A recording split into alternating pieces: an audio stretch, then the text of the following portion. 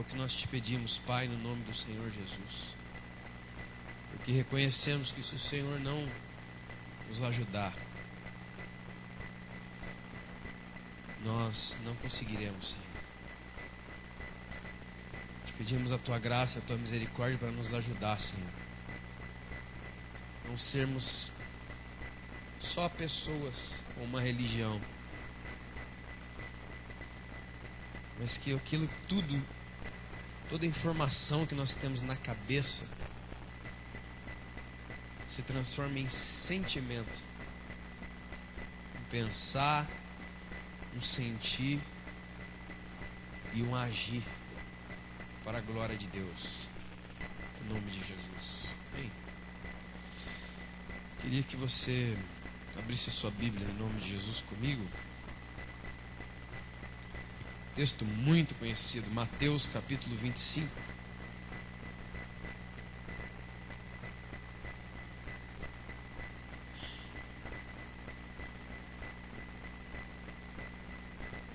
Mateus 25. Amém? Mateus 25, a partir do verso 14. Amém, querido? Começando a ficar frio, né? Diz que o culto no frio é tremendo, né? Entendeu essa? Pode colocar lá, né? Quando eu caio aqui, ó, o carro. Pode botar essa aí. Culto no frio é tremendo, entendeu? Mateus 25, vai pregar, né? Que é melhor. Mateus 25, 14, irmãos. Diz assim: eu queria chamar você à leitura, amém, irmãos? Em nome de Jesus. Sabemos que infelizmente quase ou um pouco mais que a metade de toda a população brasileira é composta de analfabetos funcionais. O que é isso? A pessoa sabe ler, mas ela não consegue interpretar o que lê. Ela sabe, o que está escrito aqui? Está escrito aí mesa, cadeira, ventilador. É se você dá um texto que contém uma mensagem, a pessoa ela não consegue processar aquilo. Então, no nome do Senhor Jesus, que Deus nos dê um entendimento pesado, novo, verdadeiro, real, e transforme os nossos sentimentos e desemboque das nossas ações. Diz assim, verso 14, palavras de Jesus: pois será como um homem que se ausentou do seu país, foi embora do seu país, chamou os seus servos, seus empregados, e confiou a eles os seus bens. A um deu 5 talentos com moedas, a outro 2, e a outro 1, a cada um segundo a sua própria capacidade. E então foi embora. O que recebera 5 talentos saiu imediatamente a negociar com eles e ganhou outros 5. Do mesmo modo, o que recebera 2 ganhou outros 2. Mas o que recebeu 1, saindo, abriu uma cova e escondeu o dinheiro do seu senhor. Depois de muito tempo, voltou o senhor daqueles servos e ajustou contas com eles. Então, aproximando-se o que recebera 5 talentos, entregou outros 5, dizendo: Senhor, confiaste a mim 5 talentos. Eis aqui outros 5.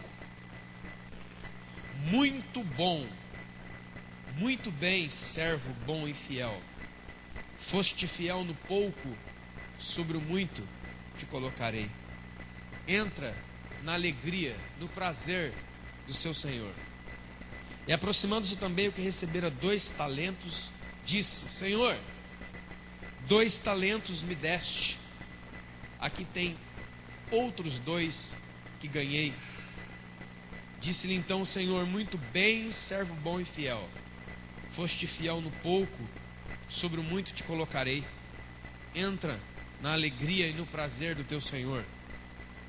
Chegando por fim, o que recebera 1 talento, disse: Senhor, sabendo que és homem severo, e que ceifas onde não semeaste, e ajuntas onde não espalhaste, com medo, escondi na terra o teu talento. Está aqui o que é teu. Respondeu-lhe, porém, o Senhor: servo mau e negligente. Você sabia que eu ceifo onde não semeei e ajunto onde não espalhei? Cumpria, portanto, que entregasses o meu dinheiro aos banqueiros, e ao voltar receberia com juros aquilo que é meu.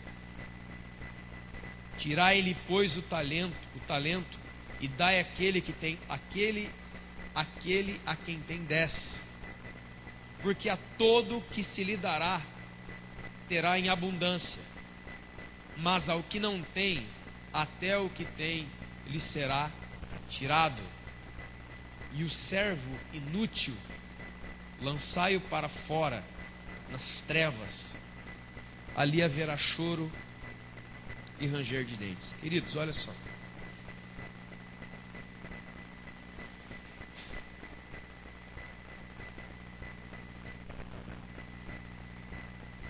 Vou dizer isso.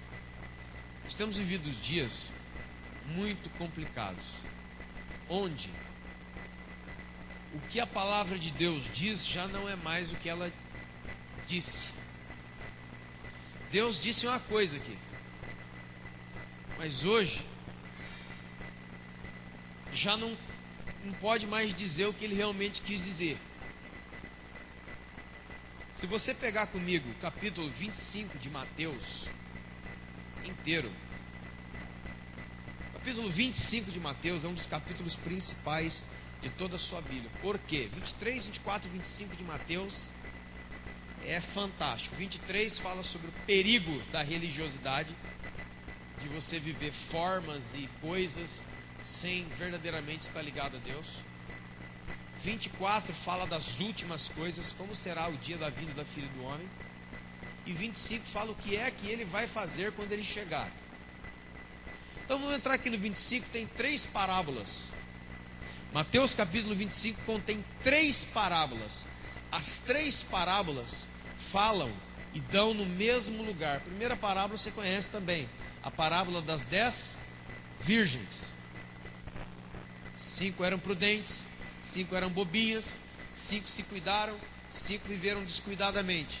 Veio o noivo, que é Jesus, as 5 que estavam preparadas entraram, as 5 que estavam batendo perna ficaram. A última parábola é a parábola dos bodes e das ovelhas. À direita ficarão as ovelhas e à esquerda ficarão os bodes. Os bodes serão separados e lançados no inferno, e as ovelhas entrarão para o aprisco de Deus. A primeira parábola das 10 virgens. As virgens que entraram, entraram. Quem entrou, entrou. Quem não entrou, não entra mais. A última parábola dos bodes e das ovelhas. Quem entrou, entrou. Quem não entrou, não entra mais. A parábola do meio, a dos talentos. Quem entrou, entrou. Quem não entrou, não entra mais. Então a primeira parábola de Mateus 25, ela fala, qual é a mensagem? Viva, não se esquece disso, irmão, em nome de Jesus. Viva uma vida de preparação.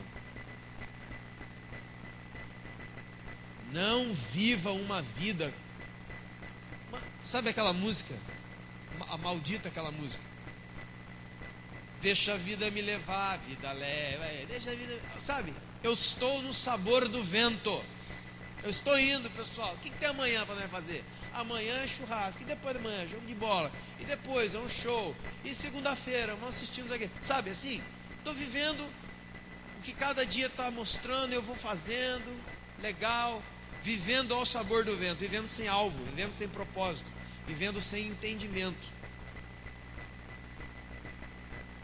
Primeira parábola das 10 virgens é esta mensagem: viva uma vida de preparação. Eu quero dar um parênteses aqui. Se você decidir não viver uma vida de preparação, você vai ser uma pessoa que você vai sofrer muito. Porque uma vida de preparação não fala somente, ela fala principalmente, mas ela não fala somente de irmos morar eternamente com Jesus, vamos dizer assim. Ela fala principalmente, se prepare para quando Jesus voltar. Essa é a mensagem essencial e principal, amém? Mas ela não fala só isso, porque nessa nossa vida de preparação, nós não estamos só nos preparando para ir morar no céu com Jesus. Nós devemos viver vidas de preparação, nos preparando para tudo. Exemplozinho, Efésios capítulo 6, que fala sobre o dia mau. O dia mau, não adianta, viu, irmão, fazer campanha, ir no monte, descer no monte, armar a fita no braço, galho de arruda. Não adianta. O dia mau virá sobre todos. Veio sobre o Cristo. Então você já passar a régua logo. Veio sobre o apóstolo Paulo, veio sobre o apóstolo Pedro, veio sobre os discípulos, veio todo mundo. Então o dia mau, ele vem, ponto. Agora a pergunta não é essa, se o dia mau vai vir, porque ele vem. A pergunta é, você está preparado para o dia mau? Ah, mas essa conversa é muito negativa, rapaz. Vamos falar aí de flores, de bênção, passar debaixo de porta. Deixa eu falar uma coisa. É isso aí, ó. Esse que tem sido o problema. Irmãos, eu não sei o que está acontecendo, mas a Bíblia está saindo fora. Estão botando um outro livro. É um livro de autoajuda, gospel. Deve ser algo assim. Onde é soltar foguete todo dia. Irmão, ninguém vive isso. Ninguém vive assim. Estou querendo dizer, por exemplo, as pessoas não gostam, mas não tem que falar. Quantos concordam comigo que pessoas que você gostam vão morrer? Quem não concorda que pessoas que você gosta vão morrer? Você é louco. Inclusive já morreram. Vários amigos, talvez, parente seu. Morreu. Nesse dia, você que é cristão, você chora. Você sente, que todo mundo sente. E chore mesmo, sinta, não tem problema com isso não. A questão não é essa. Tem gente que desbarranca mesmo. O chão dele sai. Um parente morre, alguém morre, o chão desaparece. Aquela pessoa vai para cair em depressão. Até pessoas que é uma coisa horrível. Porque não se prepara para a vida. As coisas dão errado. A pessoa entra na deprê. Então eu posso dizer para você, irmãos, que uma das raízes da depressão é uma vida sem preparação espiritual para os dias maus. Inclusive Mateus 24 fala dos últimos dias, que serão dias difíceis, queridos. Difíceis. Aí você olha lá em 1 Timóteo 4, 2 Timóteo 3, está escrito lá. Vá lá. Nos últimos dias os homens serão gananciosos, avarentos, jactanciosos, mais amantes dos prazeres do que amigos de Deus, mentirosos, e uma lista terrível, e você vê tudo isso hoje. O fato é, as tristezas, as decepções, os tropeços e a morte, elas rodeiam tudo que é a nossa vida. O fato é, você está preparado para isso? Já pensou se o apóstolo Paulo não estivesse preparado para ver a sua equipe missionária rachando no meio? 2 vezes, 3 vezes. Se ele não tivesse preparado para ver a traição dos seus companheiros de viagem missionária, Demas, ele fala lá, e Demas amou o mundo e foi embora. E Alexandre, o latoeiro, me causou muitos males. E Emineu e Fileto, cuidado com esse povo, que eles andavam com a gente, mas a conversa deles agora corrói igual o câncer. Então, parábola das 10 virgens. Vivam vidas de preparação. E Jesus pode vir em qualquer momento, mesmo. De diversas maneiras, inclusive. Pode aparecer para arrebatar, você pode morrer. Você pode morrer. Quero te dar essa notícia. Nós podemos morrer a qualquer segundo. Ai! Isso aí não é de Deus, não. Então por que o apóstolo Paulo morreu sem cabeça? Decapitaram o cara. Por que o Pedro, segundo a tradição, foi crucificado de cabeça para baixo? Por que Jesus não salvou Paulo? Por que Jesus não salvou Pedro? Por que Jesus não salvou Estevão? Por que o Espírito Santo não fez nada para ajudar aquelas pessoas? Não, irmãos, o Espírito Santo fez tudo. Ele abriu o céu e recebeu esses caras na vida eterna. É a gente que está com a polaridade trocada. Eles estavam certos, nós estamos errados. Nós não queremos sair dessa vida aqui nem a base de porrada. Mateus 25. Aí Jesus vem falar da parábola dos talentos, que não é uma parábola cuja a mensagem é: vivam uma vida de preparação. Agora a segunda parábola é uma outra mensagem. Tenham responsabilidade com o que é meu, diz o Senhor. Veja o início da parábola. O dono de tudo saiu, entendeu? Jesus. Só que antes de ele sair, ele delegou, ele comissionou e delegou quem? Os seus servos. Os seus servos, ou seja, aqueles que servem ao rei de um reino. O rei do reino saiu, falou: estou saindo, mas eu vou voltar. Nunca se esqueça disso, irmãos. Jesus vai voltar.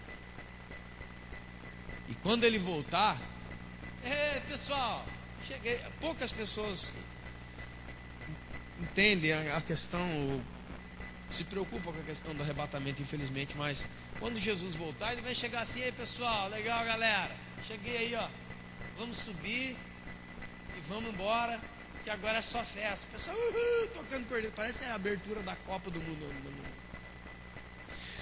Jesus volta, irmãos, e segundo este livro que você carrega, se você crê nele, ele vai pedir contas. Está aqui, ó. Ele vai pedir contas. Ele vai ajustar contas. Versículo 19: depois de muito tempo voltou o Senhor daqueles servos e ajustou contas com eles. Chegou, né pessoal, ganhamos, vamos embora. Antes de negócio de céu aí, para todo mundo, vai subir ninguém. Vamos lá no tropa de elite, não vai subir ninguém. Pera aí pessoal, faz uma filinha aqui, que agora nós vamos acertar a conta. Acertar a conta. Conta do que, Jesus? Que isso? Vamos pro céu, vamos fazer um monte de festa, tocar corneta. Não, pera aí, primeiro vamos fazer uma catraca aqui. Pega a ficha do pessoal e vamos bater um por um. Infelizmente, irmãos, eu acho que porque se abandonou a questão literal do que Jesus quer falar, a vida de muitos cristãos tem sido colocada, posta em xeque. Isso é muito sério, porque você e eu podemos viver as vidas que a gente quiser aqui, irmãos, mas isso não muda a gravidade e a missão e a tarefa que Jesus tem quando ele voltar. Isso não muda. As nossas vidas podem mudar porque a gente quer que mude e pronto, final, acabou. Mas ele não vai mudar porque você mudou. Guarda isso na sua cabeça. Não é porque você não crê, não quer e tal, que ele vai mudar. Ele vai vir pedir conta. Ele vai voltar e ele vai pedir conta. Mateus 25 não tem como sair daqui, irmãos. Repito, Mateus 23. Um golpe na vida de aparências sem a essência de Jesus. Mateus 24, ele avisando como é que vai ser quando ele estiver voltando. Mateus 25, ele dizendo o que vai fazer quando voltar. Então está aqui, ó. Parábola dos talentos, uma parábola sobre responsabilidade. Ou seja, qual é a mensagem? Eu dei um monte de coisa para vocês fazerem quando eu estava fora. Por que vocês não fizeram, hein? Irmãos, diante do Senhor, diante do Espírito Santo, eu vou dizer uma coisa para vocês. E é para mim, não é para todo mundo. A gente devia se preocupar mais, viu? Eu acho que a gente devia fechar mais os olhos, baixar mais a cabeça e colocar a nossa mente diante do Espírito Santo, viu? Porque esse negócio aqui é de dar medo. Não sei se você percebe, Mateus 25. As 3 parábolas têm uma frase igual no fim: vai ficar para fora. Pode ver aí, ó. As 3 parábolas. Tanto a primeira, que era uma parábola de preparação, quanto a segunda, que é uma parábola de responsabilidade. Vai ficar para fora. O último verso é: tira o talento dele, dá para aquele que tem 10, porque ele é um servo inútil. Vamos lançar ele fora daqui. E você conhece muito bem, eu quero ainda citar algumas pequenas coisas aqui. Versículo 15. A um deu 5 talentos, a outro 2 e a outro 1. Então tem a referência aqui de 3 pessoas. Deu 5 tarefas. Vamos dar para tarefas para um, 2 tarefas para outro e 1 tarefa para um. Primeira coisa, o que tem 5 tarefas não é melhor do que o que tem 1 tarefa. Todas as tarefas são de igual valor. Não se engane. Porque se você se enganar nisso daqui, você cai onde muitos têm caído. Que ele olha para o que tem 5 talentos e ele quer largar o 1 talento dele para ir lá fazer os 5, mas nenhum ele não está fazendo. Vocês estão entendendo o que eu estou dizendo, irmãos? Ele não está fazendo nenhum. Quer largar por inveja e ambição e ir lá se meter com aquele que está fazendo 5. Não tem gente maior, mais importante. Segunda coisa, Deus deu 5 para um, segundo a sua capacidade. Está escrito aqui. A outra pessoa deu 2 e a outra deu 1. Então você entenda isso, segundo a capacidade. Mas não há gente maior que o outro. Não tem. A parábola não fala sobre isso. O que tem 5 ele era melhor que o que tem 1. Não. Aqui é uma questão, irmãos, de fidelidade e não quantidade de coisas e trabalhos. Coloca isso na sua cabeça. É uma questão, a pergunta é: se você for fiel no sobre o muito, está entendendo? A essência destas tarefas não é uma quantidade de tarefas que alguém tem e o outro não tem. É a fidelidade com o que você faz aquilo que está contigo. Porque aquele que tem 5 podia ter enterrado 5. E o que tem 1 feito multiplicar. Não foi assim que aconteceu. Que quando aquele cara que tinha 1 olhou na mão, ele se sentiu menor. Escute isso. Ele se sentiu menos importante. Vou enterrar isso aqui. O outro já tem 5, o outro já...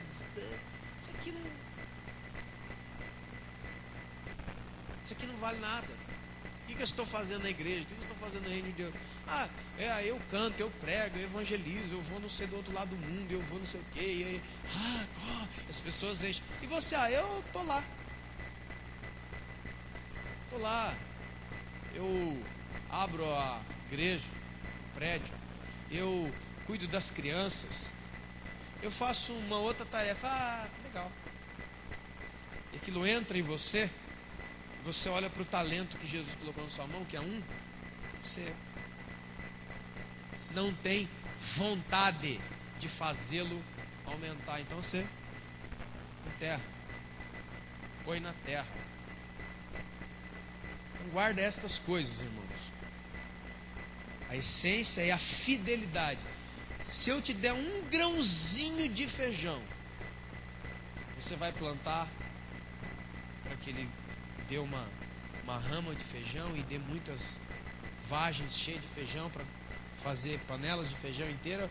Ou você vai achar que aquilo ali não tem nada porque você viu na mão do outro um saco de feijão?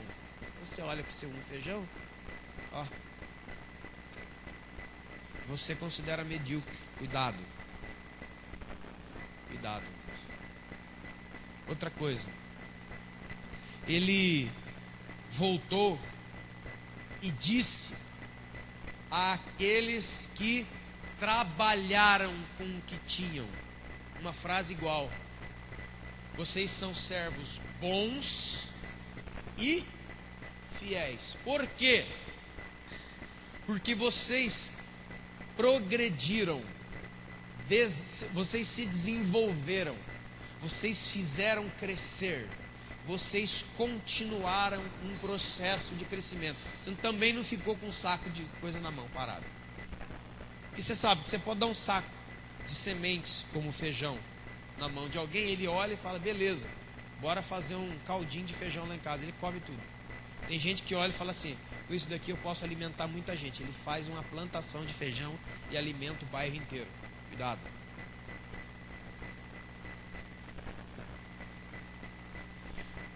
Isso tem uma coisa muito séria, irmãos, que está dizendo aqui, e muito direta. Seja o que for que Deus te deu, seja qual for a sua vocação, seu chamado, seja qual for que Deus, o dom, o talento, a habilidade que Deus te deu, não pare com isto na mão. Irmãos, é só você ler aí, ó. Vamos falar assim para não ficar muito feio. Jesus não gosta quando você para no tempo. Quando você acha que pregar aos domingos ou tocar ou fazer alguma outra coisa, você já chegou onde você tinha que chegar. Quem te falou? Conheci muita gente na minha vida assim: ele estava lá na igreja fazendo. Aí ele, né? Vamos falar do que mais vai. Aí ele virou. Essa palavra é estranha, né? Mas tudo bem. Ele virou pastor. Pronto. Aí ele pronto. A primeira coisa que ele faz é não lê mais, não estuda mais. Ele não lê mais nada. Ele para. Porque ele está numa posição onde ele acha que ele chegou. Não, ele começou. Agora que abriu a pista para ele correr. Ele não chegou no final. Irmão, em nome do Senhor Jesus, lê isso aí, ó. E ponha isso dentro de você, seja qual for o que for de habilidade, dom, chamado, vocação que Deus te deu. Não pense que você já terminou. Não, já cheguei, porque eu já fui na África 2 vezes. Tá, grande coisa, isso não adianta nada. Até o fim da minha vida eu tenho que fazer 800 milhões de viagens, se for esse o caso.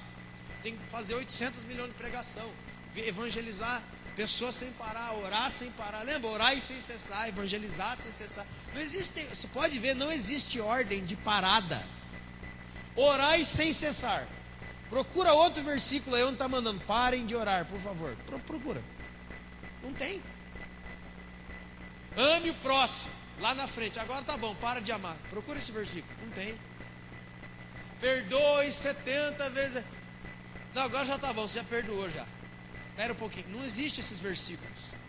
As ordens, os comandos de Deus são eternos. Ele vai e não volta mais. Qual é que é o sentido de ir por todo mundo pregar o evangelho? Enquanto você estiver vivo, faça isso. Não pare. É isso que Jesus está falando aqui, ó. Foi te dado um talento, 2, 5, 10, 15, 20, 25, não interessa quanto você tem na mão. Não é para olhar o quanto você tem na mão, é para fazer multiplicar. Não é para você ficar olhando se você tem 10, 5, 1, 2.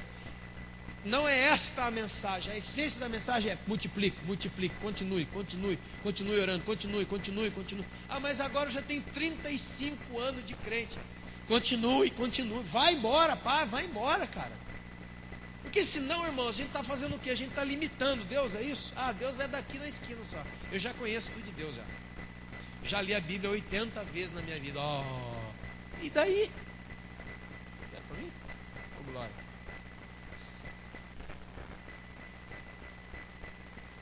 Agora,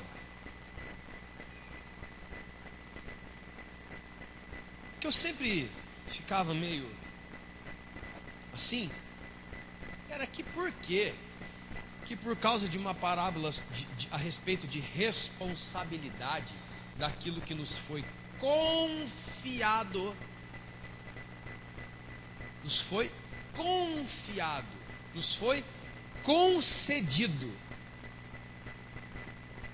não é seu, não é meu, para que eu e você façamos o que der na nossa telha. Ele concedeu e falou, ó, vou voltar para buscar, hein? Vai usando aí, ó. 70 anos você está usando, mas é meu, hein?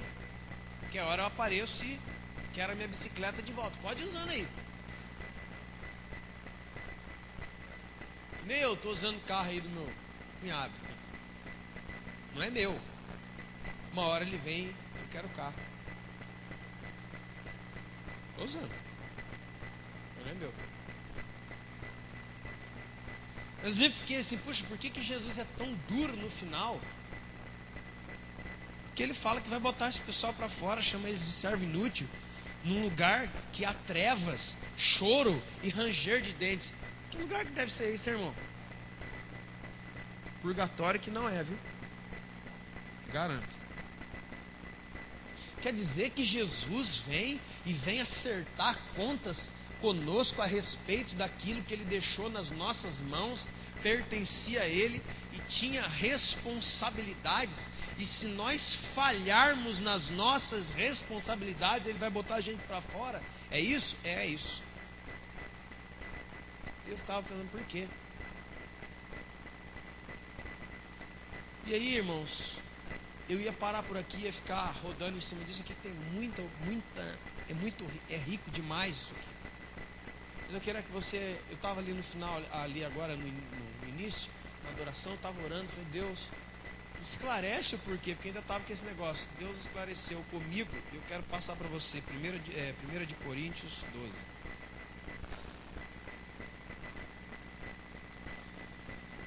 Falar sobre talentos, dons, aptidões, habilidades.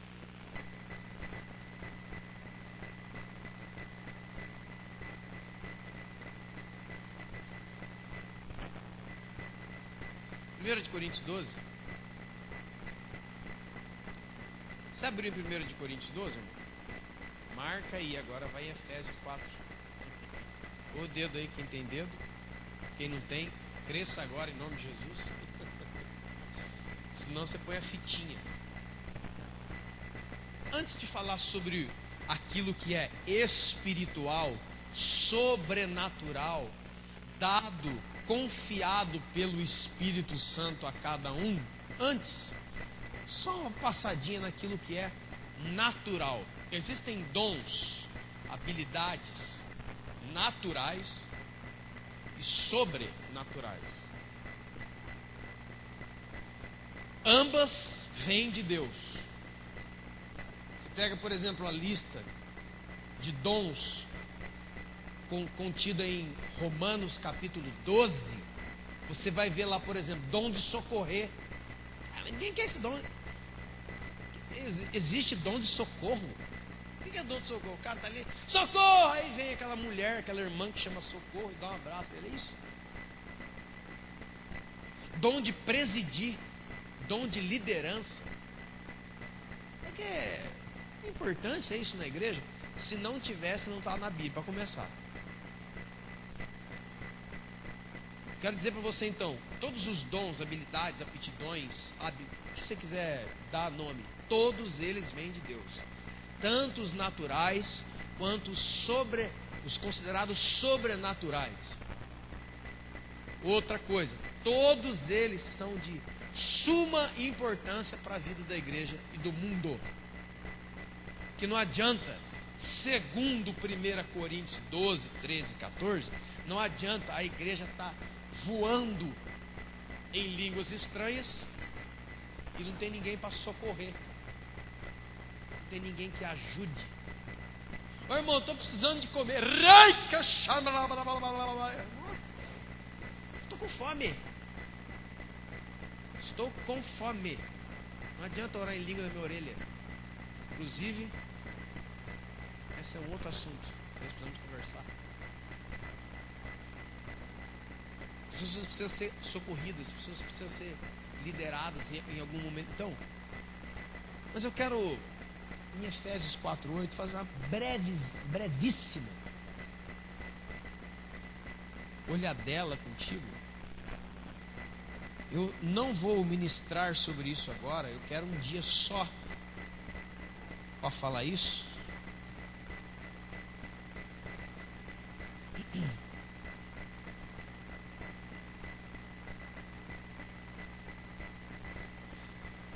Efésios 4, 28. Não é 8 não, perdão. 28. Olha para mim aqui, ó, em nome de Jesus. Dons naturais. Aquilo que você sabe fazer ou aprendeu a fazer naturalmente. Olha lá, vamos dar um exemplo ali, o irmão cozinheiro. Ele tem uma aptidão para cozinhar. Cozinha, a irmã também cozinha, o outro faz. O outro é professor de matemática. A pergunta, professor de matemática não tem nada a ver com Deus.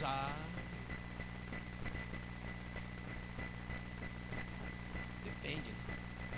Professor de matemática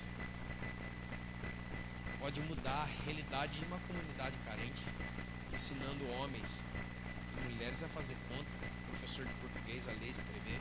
Isso muda a vida dos outros, sim, senhor. A palavra evangelho quer dizer boas notícias. Eu pergunto para você, uma comunidade carente, onde a grande maioria estão desempregados, você chega, abre uma igreja. Qual é a primeira mentalidade? Vamos fazer um monte de cultos para expulsar os demônios desses endemoniados. E depois nós vamos fazer uma campanha das portas. Vamos batente de porta e manda as pessoas passarem debaixo do batente da porta, porque a porta ali passou debaixo do batente da porta, aí ele vai arrumar emprego. Isso é uma feitiçaria do inferno. E eu começo a prometer para as pessoas, só que no outro dia, pode ser até que um irmão arrumou um emprego, o outro, e um monte não arrumou. Então tem duas coisas aqui. Ou Deus é mentiroso, que ele passou debaixo da porta também. Passou eu e D'Angelo e Leandro. Que arrumou emprego foi ele. O que aconteceu com nós dois? Nós estamos em pecado? Nós não temos fé? É isso que estão dizendo. Mas o que seria verdadeiramente a chegada das boas novas do Evangelho, as boas notícias, numa comunidade onde as pessoas não podem ler a Bíblia porque são analfabetos?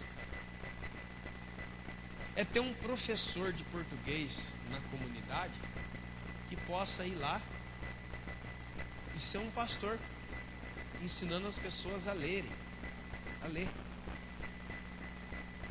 Mas isso aí não tem nada a ver com as bênçãos de Deus. Não tem? Eu oro na cabeça do irmão para ele arrumar um emprego. No outro dia, currículo. Ele não tem currículo, ele não tem nenhuma, nada, ele não sabe nada. Ele não consegue um emprego. A grande maioria dos casos é esse. Mas ele conseguiu de terceiro auxiliar do faxineiro. Quando quebra a perna não vai. Sabe esses arrastos? Eu não estou falando desses arrastos. Eu estou falando de uma pessoa que pode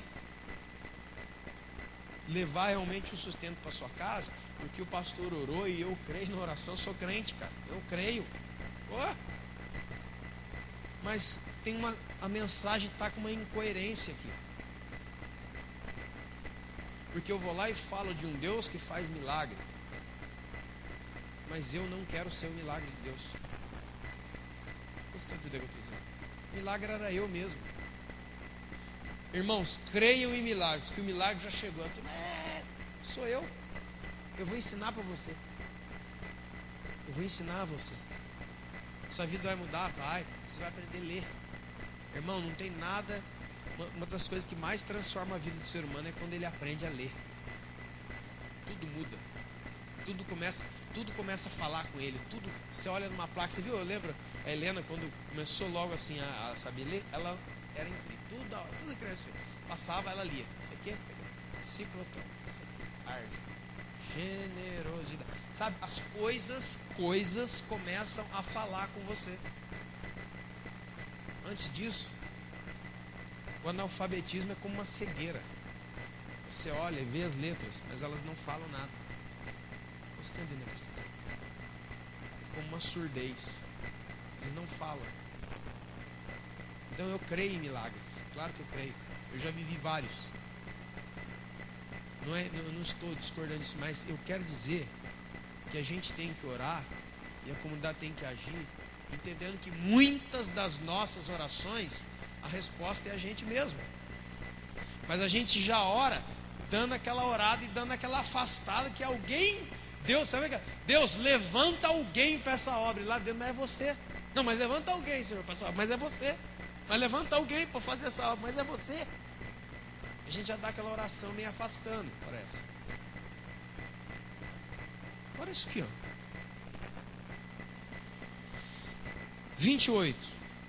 Escuta, irmão, lê bem direito comigo Efésios 4, 28, falando sobre dons naturais, aquilo que você aprendeu ou nasceu com aquele dom, aquela aptidão de fazer coisas naturalmente. Escuta isso aqui, ó. Aquele que roubava, furtava, não roube mais, ó. Você roubava, está falando da antiga vida e da nova vida. Vida no mundo e vida com Deus. Essa passagem fala sobre isso. Você tem que abandonar um monte de coisa que você fazia. E uma das coisas é não roube mais nada de ninguém. Irmãos, são mais de não sei quantos versículos na Bíblia, até nos 10 mandamentos. Não roubará. Não roube. O que é roubar?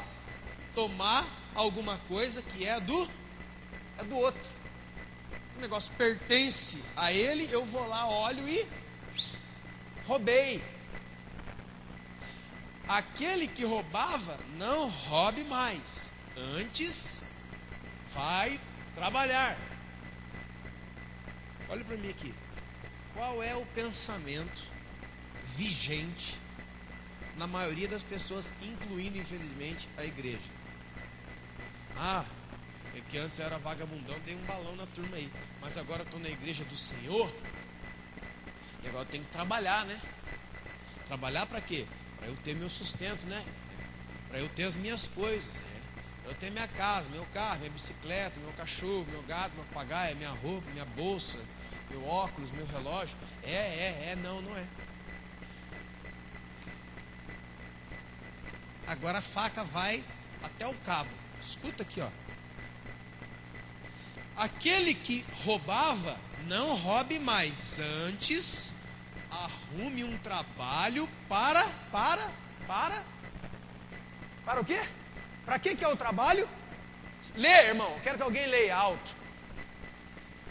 O trabalho que os cristãos trabalham não é um trabalho em si, para encher o seu bolso e você viver feliz. Não é. Você roubava, agora não rouba mais. Trabalhe para você ter com que acudir o necessitado. Ponto. O que quer dizer isso? Que se o senhor e a senhora, eu, todos nós, ainda trabalhamos somente em função da nossa alegria financeira, status social, essas coisas, você é ladrão. Você rouba. Aqui, ó. Roubo? Quem que eu roubo? Você rouba o necessitado. Você rouba o que tem fome. Isto é injustiça. O que é injustiça? O que é roubo? Roubo não é tirar o do outro. Eu vi um negócio que era dele, fui lá e... A sobra. Entenda bem a sobra. Não é sobra. Deixa eu usar outra coisa. O excesso de comida que você tem no seu armário está falando uma mensagem para você. Sabe qual é? Eu não te pertenço. Eu sou de outra pessoa. Você está me guardando aqui. Por isso que o trabalho do bom samaritano não é trabalho de, vamos lá ajudar os pobres. Não, você não está ajudando pobres. Você está sendo justo diante de Deus. Porque diante de Deus é justo aquele que tem 2 dividir com aquele que não tem nada. É justiça.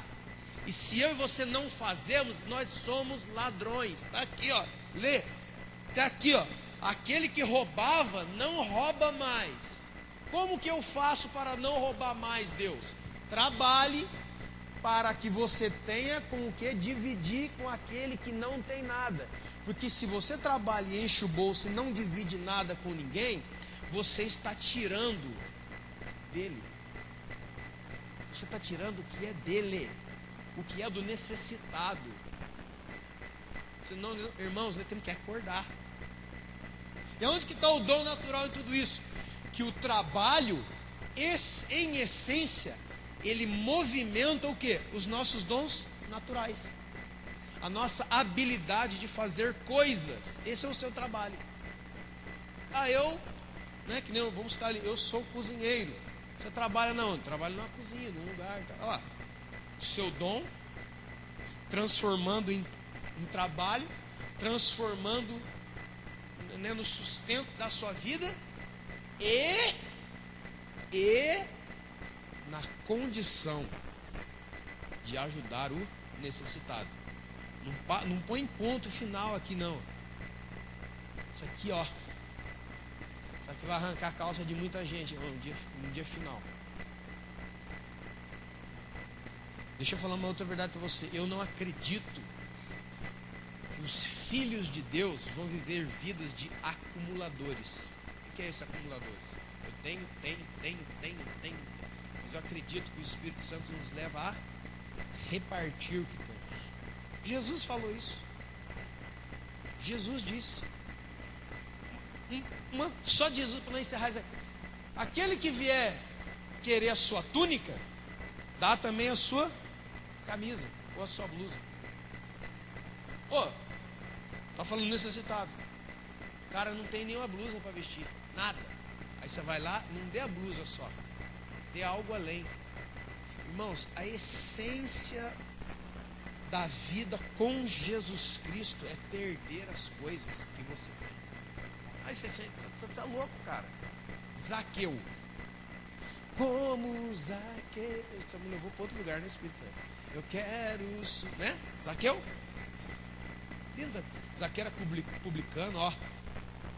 Roubava. Ladrão. Jesus entrou na casa dele, começou a comer a comida. Jesus não falou nada. Quem começou a falar foi Zaqueu. Levantou na mesa. Senhor, quero dizer aqui, ó, que eu vou devolver, eu vou restituir tudo que eu peguei a mais dos outros. O imposto era 15%, eu estava cobrando 17%. De cada um que pagava imposto, 2% era meu. Estava roubando. Então quero dizer para o Senhor Jesus que eu vou devolver para as pessoas que eu roubei, não só o que eu roubei, mas muitas vezes mais. Está escrito na sua Bíblia ou não? Você já leu a história do Zaqueu? Pode ler lá. Não vou devolver o que eu peguei, eu vou devolver muitas vezes, ou seja, eu vou não somente devolver, mas vou fazer uma compensação de prejuízo. Isso se chama restituir. Enquanto as pessoas ficam cantando restitui, eu quero de volta que é meu. O que é seu, cara? Você é louco? Quando Jesus pensa restitui, não é eu quero de volta o que é meu, é restituir, eu vou dar o que não era para ser meu para os outros. Eu vou dar o que está me sobrando, o que não é meu, o que eu não preciso. Eu vou dar. O que Jesus falou? Você lembra? Depois que Zaqueu falou, e além de devolver o que eu tomei dos outros, metade da minha fortuna também vou dar para os pobres. O que é que Jesus falou depois? Alguém lembra? Depois que Zaqueu acabou de falar, Jesus emendou. Alguém lembra o que ele falou? A salvação entrou aqui. Marca de alguém que é salvo.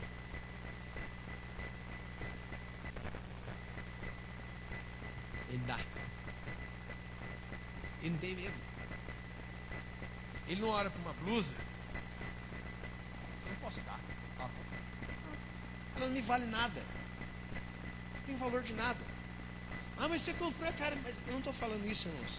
Eu quero que, olha, eu creio que em nome de Jesus, esse momento é só o Espírito Santo pode fazer entender. Você tem coisas, você comprou, elas têm um valor no mercado, mas quando você olha para ela, ela é como se não tivesse. Você tem porque você comprou, mas se estiver diante de uma situação que Jesus falou, dá, você faz assim, ó. Não existe um apego. Não existe algo maior do que a voz de Jesus naquele momento. os nossos dons naturais se transformam em trabalhos que se transformam em condição de termos e termos para repartirmos. Isso é prosperidade verdadeira. Não é uma pessoa milionária, é uma pessoa que tem uma xícara de arroz. Ele vê um que não tem nada e dá meia pro cara.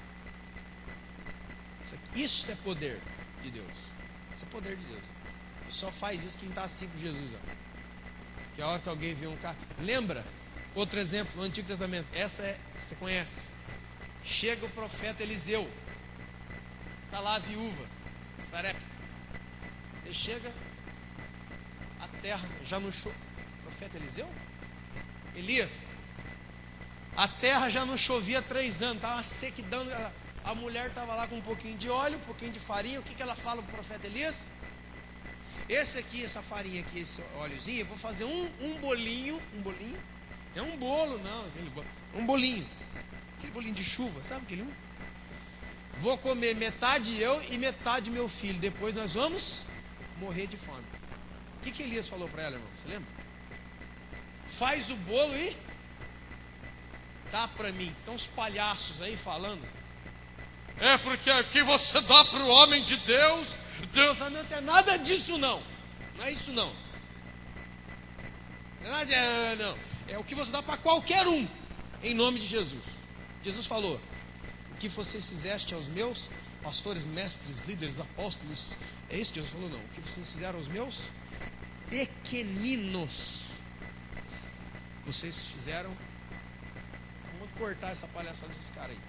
E eu falo assim, meu irmão, que eu estou bravo, esses caras para mim são palhaços, porque eles estão mexendo em coisas que não pode mexer. Então para mim é guerra total contra esses caras. Não quero saber não. Elias falou, dá para mim. O que ela fez? Está vendo? É um teste de fé para você. Não tem teste de nada. É liberalidade. Toma. O que Deus fez? Isso aqui não é um truque na Bíblia para você ganhar as coisas de Deus. Já sei, ó. Eu tenho um culto aqui, vou dar uma coisa para aquela mulher pobre, que daí eu vou ganhar outra. Se você pensa assim, já era. É fazer porque isso eu não consigo explicar. Mas é uma noção, uma unção do Espírito Santo. Não consigo traduzir isso em palavras. Mas está dentro de você. Você sabe como é que se deve fazer direito. São os dons naturais em nós, trabalhando e abençoando. Agora, se eu não uso o meu dom natural no meu trabalho, que vai gerar em bênção para aqueles que não têm lá na frente, eu estou rompendo uma cadeia. Estou rompendo uma corrente abençoadora de Deus para aqueles que não têm nada. Você, agora a pergunta é: você acha que Deus vai deixar passar batido isso aí? Você acha que Deus não está nem aí com o nosso tratamento com os que não têm nada? Você acha que Deus não está nem aí? Lê a Bíblia, irmão. Olha, se tem uma coisa que não mudou do Antigo para o Novo Testamento, é o pensamento de Deus a respeito dos pobres. Quando os apóstolos se encontram, Tiago, João, Pedro, Paulo e Barnabé, eles não se conheciam, se conhecem, sabe quais foram as recomendações para Paulo e Barnabé? Cuidado com a imoralidade sexual.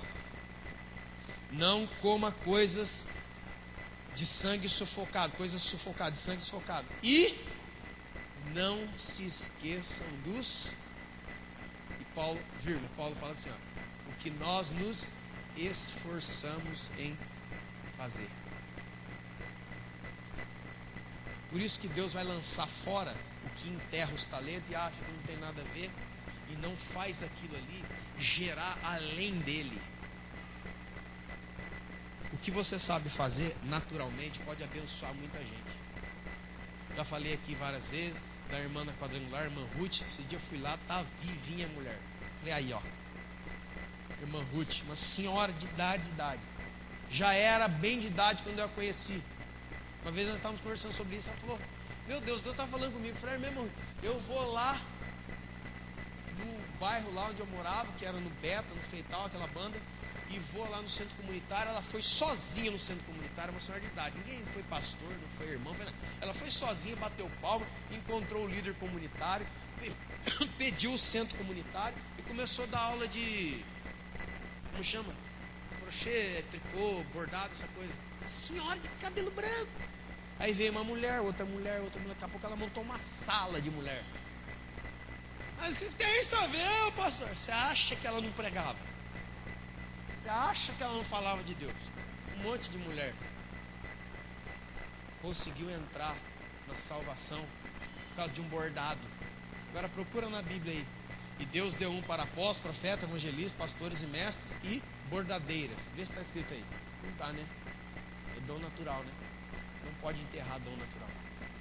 Que o seu trabalho ele cresça além das fronteiras de dar dinheiro e realizar os seus sonhos. Que o seu trabalho te dê dinheiro e realize os seus sonhos. Isso não é pecado não. Mas que ele ultrapasse essas fronteiras, não é mesmo? Ultrapasse, você possa ser um abençoador de pessoas. Em nome de Jesus. Agora vamos para 1 Coríntios 12. Os dons espirituais. Irmãos, nós poderíamos falar aí, né? Mas vamos ali no verso 6 e 7.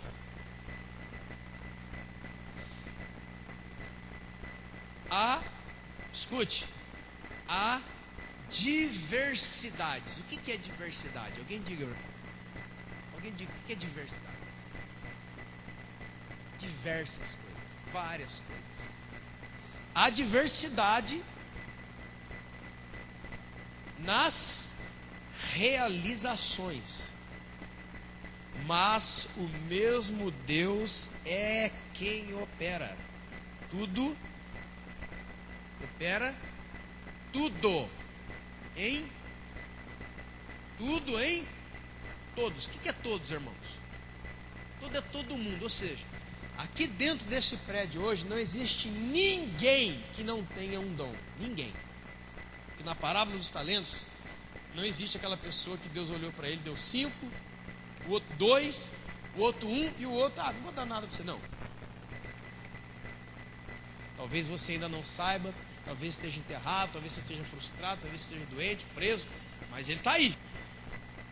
Ninguém saiu da forma de Jesus zerado, não. Eu não tenho nada, não. 7. Nunca se esqueça disto no nome de Jesus. A manifestação do Espírito é concedida a cada um, visando o quê? Do que, irmão? Um fim, propósito, razão. Deus não é inconsequente, incoerente. Espírito Santo, dom do Espírito Santo, habilidades, tem propósito, razão, tem porquê. Por que esse pessoal está todo doido? Porque é gostoso ficar doido. Não. Agora, aos talentos, ó. Porque a um é dado, mediante o Espírito, a palavra de sabedoria. Aí você já vai falar, explicando o que é a palavra de sabedoria? Não, agora não. Eu quero levar você para um outro extremo. Falando de coisas proveitosas, de porquês e de objetivos e de alvos de Deus, porque Deus não é incoerente, não está aqui a passeio, e Jesus não morreu na cruz porque ele não tinha nada fazendo na sexta-feira. Pense. Por que enterrar talentos, na visão de Jesus, é algo muito sério? Vamos colocar os talentos como dons e habilidades agora sobrenaturais vindas do Espírito. Por que Jesus lançaria fora alguém que recebeu o dom da palavra de sabedoria e não usou? Para que a palavra de sabedoria é importante no nosso meio? O que você acha? Você acha que as palavras de sabedoria de Deus podem salvar almas? O que você acha? Podem mudar a direção eterna da vida de alguém? O que você acha? Por isso que para Jesus é tão grave você pegar a palavra de sabedoria, enfiar no bolso e sair assobiando. Porque em todos os quesitos dos dons, não era uma questão de demonstrar quem tinha fogo. Parece o filme lá do X-Men. O homem de fogo, o homem de gelo, o outro tem garra de Wolverine, o outro solta fogo pelo olho. Ah, lá, os X-Men. Nós somos como X-Men também. Sabia disso? Nós somos como X-Men também. Você também é meio mutante, espiritualmente falando. Você é. Porque você tem habilidades que as pessoas que não conhecem a Jesus não têm. Porque o Espírito Santo, a Bíblia diz, o mundo não pode receber. Lá em João 14. O Espírito que há de vir, o mundo não pode receber. O Espírito Santo está na onde? Ele está na igreja, ele está no crente, ele está no cristão. O Espírito Santo está aí. E ele te dá habilidades. Está escrito aqui, ó. E a outro, no mesmo Espírito, palavra do conhecimento. E a outro, no mesmo Espírito, fé.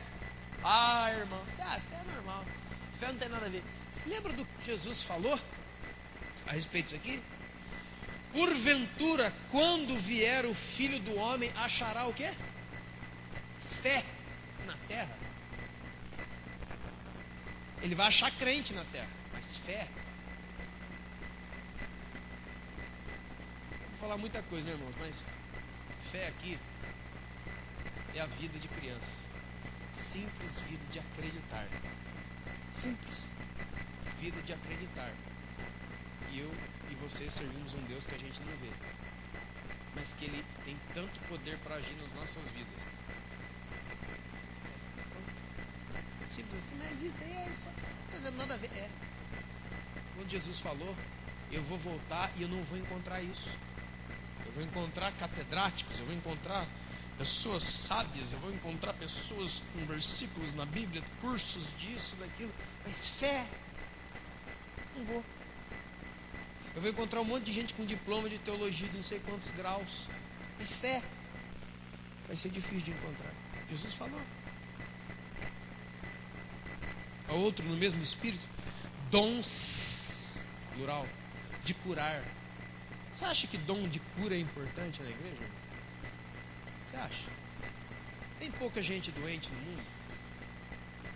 Lê a Bíblia. Jesus ia andando, ó. Jesus passando, ó. Olha lá o cara coxo, não anda, paralítico. Você quer andar? Quero. Então começa agora. Você acha que isso é importante para a vida de alguém? O que você é, ô filho? Eu sou cego. Não vejo nada. Quer ver? Quero. Pode passar a ver agora. Você acha que isso é importante? Você acha que isso, uma pessoa cega começa a ver, isso muda a vida de alguém?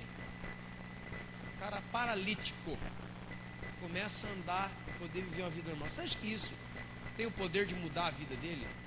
Acontece alguma coisa quando alguém é curado? Que isso é importante? Você está o exemplo lá, está gravando, depois eu mando para ele. Pastora Dana, nós comentamos aqui o milagre que Deus fez, foi curada de câncer esses dias. Câncer agressivo no pulmão, tá os exames lá para todo mundo querer ver. Você acha que é importante Jesus ter curado ela ou não? Poderíamos falar dos filhos, casal de filhos que viveriam sem a mãe logo de pequeno. Você acha que isso tem alguma importância? Por isso, irmãos, no uso, olha, outra operação de milagres. Você acha que milagre é importante? E o outro, profecia. Profecia aqui, irmão, não é ficar... Eu estou vendo o número agora do CPF. Não é essa palhaçada, não. Não é isso.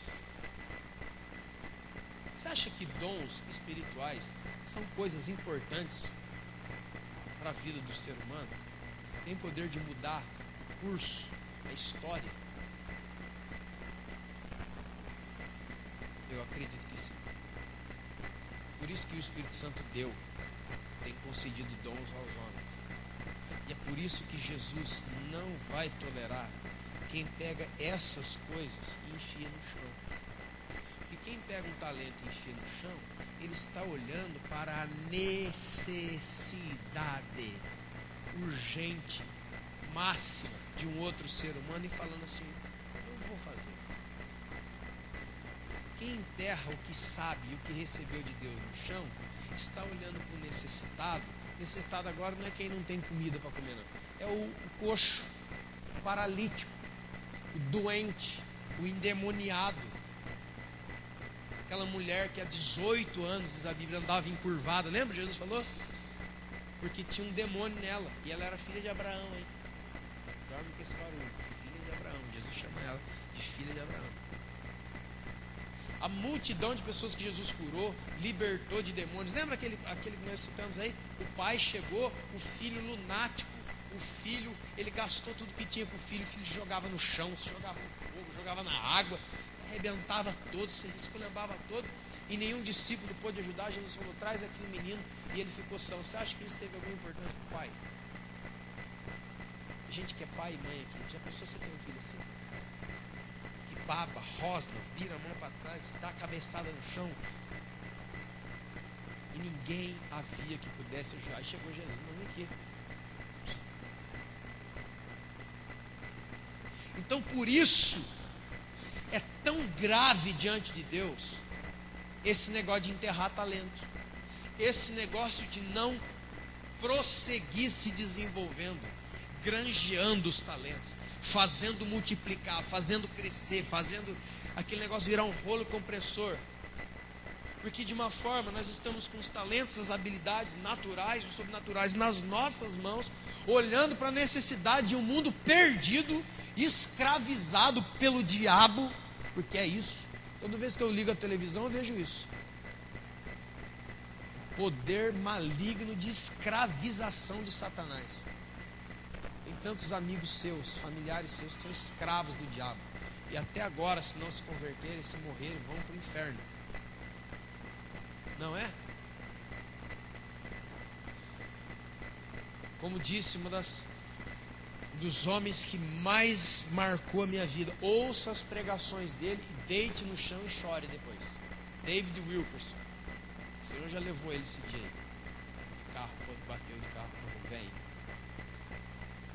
David Wilkerson. Procura esse homem no YouTube, deita no chão e se prepare. É a mesma coisa de deitar a cabeça e dar um pulo na sua cara. Arrebenta com tudo, isto é. Vou falar uma coisa: por que nós vivemos vidas tão confortáveis e tranquilas, enquanto a maioria dos nossos parentes ainda continua andando a passos largos para o inferno? Você já pensou nisso? Ninguém pensa nisso. Isso é pensamento negativo, pastor. Vamos pensar agora na alegria, cara. É do culto da vitória. Essas coisas para mim é uma palhaçada, é ridículo. É ridículo essas coisas. Ah, essa é a sua opinião. Não, lê esse livro. Você já leu esse livro aí? Esse aí? Você vai ver que você vai ficar meio punk da cabeça. Porque a chamada de Jesus para ativar a nossa vida é uma coisa tão louca, é uma coisa tão forte. Estavam os caras pescando lá, Jesus passou a primeira vez e falou: você aí, ó, vem e me segue. O cara nunca mais voltou para casa. Por isso que Jesus falou assim: se vocês pararem, se vocês enterrarem, se vocês darem de João sem vaso, se vocês ficarem parados no templo, quando eu voltar e pedir contas, eu vou mostrar diante de vocês todas as pessoas que deveriam estar no céu e não estão por sua culpa. Mas você não está na Bíblia não. Ezequiel 3.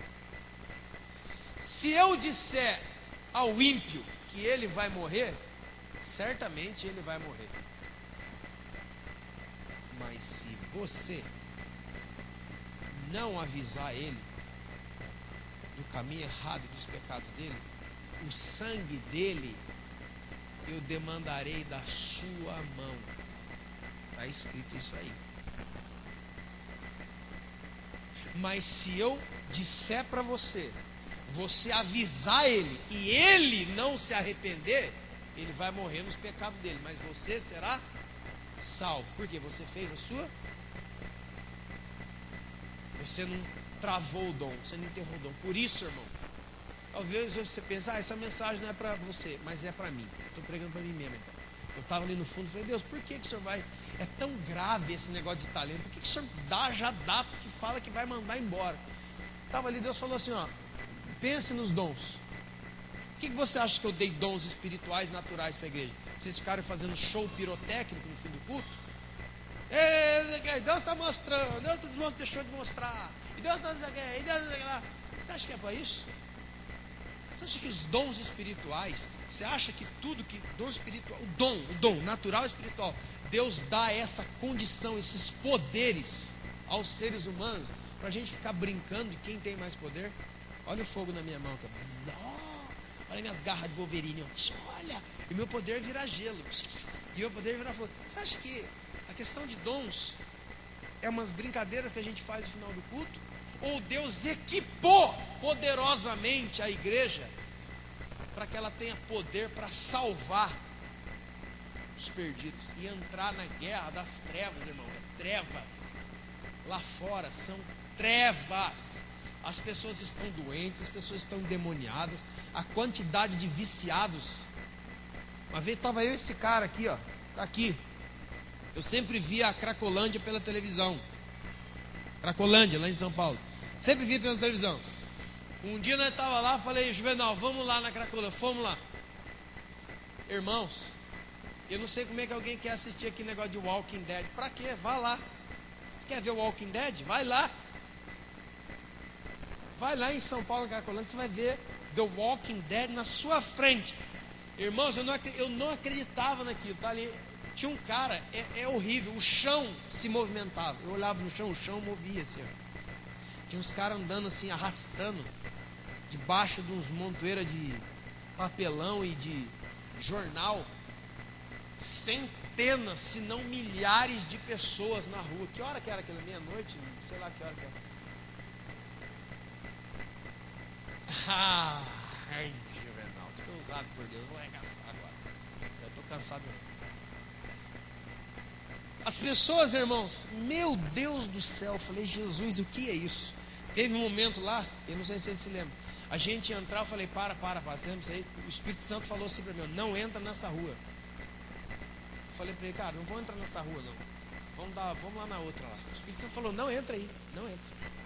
Igual tem Atos dos Apóstolos, não entra aí, vai para outra cidade, não entra aí. Eu falei para ele, não cara, não vou entrar nessa rua não, é cheio de gente, cara. O negócio é impressionante. Parece aquele filme lá, não sei quantos assistiram, aquele Guerra Mundial Z, que é de zumbi. Todo filme de zumbi que você quiser é lá, tá lá. Inclusive essa onda de zumbis de filme é uma alusão, para mim é uma alusão ao mundo perdido, desgraçado que é esse negócio de droga, de crack, de outras drogas que tem. Esse dia estava vendo na televisão lá na Romênia. Os caras fizeram uma cidade subterrânea. Irmãos, é um inferno, é inferno, é inferno. Mas antes, passamos numa tal de, como é que é? Feira, não sei o que, feira evangélica. Meu Deus. Aí eu começo a entender um pouco aquele pastor daquele filme, Redenção. Quantos já assistiram Redenção? Assiste esse filme, aluga este filme. Um filme chamado Redenção. História de um pastor lá. Assiste. Tô querendo que esse seja minha cobertura espiritual. Ei, pastor, me passou fogo todo mundo. Olha aqui, irmãos. Fomos lá na tal da feira. Eu só não vomitei porque eu tenho um estômago bom. Tem gente que não pode ver os outros vomitando, né? Ele viu os outros vomitando, ele vomita também. Então tá cheio de... Não vê aquelas celebridades, essa desgraça, essa maldição do inferno de negócio de celebridade, que é sustentado pela igreja evangélica brasileira, e todo mundo acha engraçadinho isso. Só que uma das piores desgraças para a igreja hoje é esse negócio de gospel. Essa máquina de fazer dinheiro, essa indústria que tira o dinheiro da igreja para bancar cantor, pastor que cobra para pregar 7 mil, o outro que cobra para cantar 60 mil. vá cantar no inferno. Aqui você não pisa nem de graça. Não cantar nessa igreja, irmão. Não. Ah, mas por que você vai finalizar a pregação com revolta dos outros? Eu vou te explicar por quê. Porque a CEPAL, o Serviço para a Evangelização da América Latina, Jocu Internacional e as agências de missões mundiais sérias já constataram que o dinheiro de Deus que está conosco, que deveria ser lançado em missão mundial, lembra? Ide por todo mundo, lembra? Ide, vai para o mundo, cuida do pobre, do órfão, da viúva, do necessitado, lembra essas coisas? Já era, coisa do passado, nós queremos gastar o nosso dinheiro agora em entretenimento, queremos gastar com show, queremos gastar com mais novo CD, que pode colocar o nome mais do mesmo, que é a mesma droga, é aquela coisa chata, insossa, que não leva ninguém a lugar nenhum, e está cheio disso. Então nós gastamos. A indústria gospel brasileira é uma indústria bilionária, bilhões de reais, não é 10 reais não, é bilhões por ano, bilhões. Enquanto do outro lado, por exemplo, a Visão Mundial está pedindo R$35 de oferta por mês para salvar uma criança da morte por causa de fome. Ah não, mas eu quero comprar o CD do novo cantor. Ah, cara, tem que acabar. Olha, eu não sei nem com quem que a gente tem que lutar mais. Você tem que ficar com a espada assim, uma hora, outra hora, que é muito difícil. Então, quando o dinheiro de Deus não chega onde tem que chegar, é pecado também. Que a ordem é ide por todo mundo pregar o evangelho. A ordem é cuide dos pobres, das viúvas, dos necessitados. Cuidem dessas pessoas. A gente foi lá, um monte de gente tirando foto, um monte de gente lá e uma menina, lembra disso aí? Uma menina veio andando. E eu fiquei olhando, falei, ela, Juvenal, presta atenção naquela menina. E um monte de cantor lá, tirando foto, falei, eu vou vomitar no pé desses caras. Eu tô ficando bravo já, fiquei bravo, gente. Eu vou dar, eu não dou nesses caras que tem segurança. 3 vezes maior que eu, senão... Aí eu falei, olha lá o Juvenal, olha uma menina entrando lá, ó, vamos ver o que vai acontecer agora. E lá, a menina veio com um tabuleiro, tablete, um bolinho, lembra aqueles bolinhos? Chegava na turma assim, oh, você não pode comprar o bolinho. Não, querendo relar no cantor, tirar fotografia. Ela foi no outro, foi no outro, foi no outro, ninguém olhou para a cara da irmã. Ninguém. Eu falei, olha lá, Juvenal, preste atenção. A hora que ela chegou em nós, falei, não, agora, peraí. Falei, aqui, irmã, vem cá, o que você está vendendo aí? Ah, eu estou vendendo um bolinho. Bolinho, aquele bolinho. Aquele bolinho que dá para criançada no lanche. Estou vendendo um bolinho aqui por R$1 para ajudar a casa de recuperação de drogado que tem lá na Carcolândia, lá, que nós estamos fazendo, para poder ter comida lá. Eu olhei para a cara desse cara aqui e falei, tá vendo? Como que nós temos que derrubar esses caras? Gente, ninguém olhou para a cara da moça, nem para saber o que é que você está vendendo. Ela, coitada, ela ficava assim, ó. Eu falei, não, eu assim, vem cá, irmã, eu quero tirar uma foto com você. Aí eu fui lá, falei, agora eu quero ver quem vai entrar no domingo. Já estava para lá de Bagdá, ou melhor, de Jerusalém. Parei do lado de um cantor lá, que estava um stand lá de um cara lá. Falei, vamos tirar foto aqui, lembra disso aí? Vem aqui. Aí começamos a tirar foto com ela. Você tinha que ver a cara do pessoal, ficou bravinho com nós. Lembra? Ficou olhando assim, falando assim, dando risada e dando um ombro assim. Falei, ah, rapaz, você tá na rua, acerta você. Depois eu peço perdão para Deus. Depois eu peço perdão para Deus, cara. Mas eu fiquei, irmão. O pessoal entrou numa que a gente, tipo assim, vocês estão zombando de nós. É porque não, senão eu falava, estou zombando mesmo, porque você só cabe zombaria. Você devia desmontar essa palhaçada que você está fazendo idólatra aí, ó, e vir ouvir, pelo menos, ouvir. Ô moço, você quer alguma coisa? Bom, eu não sei qual é o dom que você tem, o chamado, a vocação, o talento natural ou sobrenatural. Eu quero dizer uma coisa. Continue progredindo naquilo que Deus te deu. Continue avançando. Você leu a Bíblia 10 vezes, lê 11, 12, 13, 14, até o fim da sua vida. Você orava, continue trabalhando com os dons que Deus te deu. porque os dons nos foram dados, naturais e sobrenaturais, para conseguirmos entrar no mundo e aplacar o sofrimento, libertarmos pessoas para a honra e glória de Deus. Encerro com Isaías 61, todo mundo sabe: o Espírito de Deus está sobre mim e me ungiu para pregar boas novas aos quebrantados, pôr em liberdade os aprisionados, os cativos, e anunciar o ano aceitável do Senhor. Que este Espírito Santo esteja sobre você, te dando dons e poder, porque o mundo precisa ouvir a voz de Jesus. Os endemoniados precisam ser libertos, os doentes precisam ser curados, os que não ouviram precisam ouvir através de você. Que naquele dia que Jesus vier, e Ele vai vir, Ele possa olhar para o seu olho e dizer: bem fez bem, servo bom e fiel. Pode entrar na alegria do seu Deus. Porque se você ouvir essa frase uma vez, você está salvo para sempre. Agora, se você ouvir a outra frase uma vez, você está perdido para sempre. Que Deus nos ajude, em nome de Jesus. Pai, obrigado por esse tempo. Que isso, Deus, venha fazer um barulho em nós e mudar a nossa esfera de vida. Meu Deus, nós temos recebido tanto a Tua palavra, nós temos recebido, Deus, do Espírito, nós temos tido liberdade, nós temos dinheiro, nós temos carro, nós temos saúde, nós temos juventude, nós temos computador, nós temos tudo. O Senhor tem dado, mas o Senhor vai voltar e vai cobrar. Então que nós possamos, ó Deus, semear tudo que temos: vida, dom, talento, coisas, para que o sofrimento de mais uma pessoa seja aplacado e o seu nome seja glorificado, em nome de Jesus. Que você possa ir em nome de Jesus para a sua casa, que Deus te abençoe e te dê muito mais do que Ele já tem dado. Nós vamos conseguir virar isso aí, em nome de Jesus. Que Deus te abençoe. Domingo, 7 horas da noite, Santa Ceia do Senhor. Sábado, todos os jovens estarão lá no TAP, Templo de Adoração de Pindamonhangaba, do pastor Camilo, do Saulo. E os casais teremos aqui, né, uma noite especial com pipoca. Vai passar um filme da hora para arrebentar nós, para não perder o rumo, né? Amém, querido? Que Deus abençoe em nome do Senhor Jesus. Vá em paz, que Deus te guarde.